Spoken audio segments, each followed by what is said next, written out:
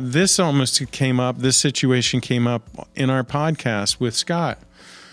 Receiving stolen property. I was not informed that I was pleading guilty to a felony. Had I known, I wouldn't have pled guilty. Now I can't find employment. Classic. The fact that he didn't think it was a felony. Well, it's receiving stolen property. So here's what many people don't understand. Theft charges, which is receiving stolen property, and theft, they're all graded the same. It's based on the value of what was stolen.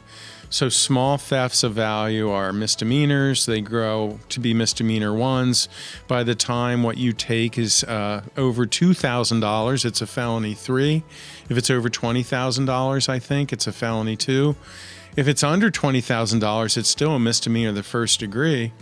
But you would most likely get probation for all of this. And so when the person goes to court and they're told it's a receiving, you're going to get probation. Well, they're just focused on probation, okay, receiving, fine. They're not thinking, was it a felony or is it an M? Is it an M or an F? And so they eat the plea, they do the probation. At some point, they see a piece of paper that says it's a felony, and now they have to explain it.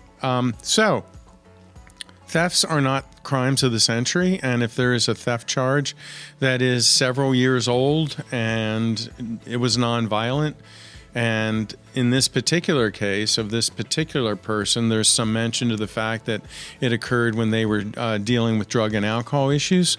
The board is always going to want to know that you're strong in your recovery and that there's no chance you're going to relapse or that you're going to go back to a life of crime. So it's important to know that if drugs and alcohol are the reason for criminal conduct, that you get good and strong in your recovery and stay on track for 5 to 10 years. And I think you'll be a good candidate to get that reviewed.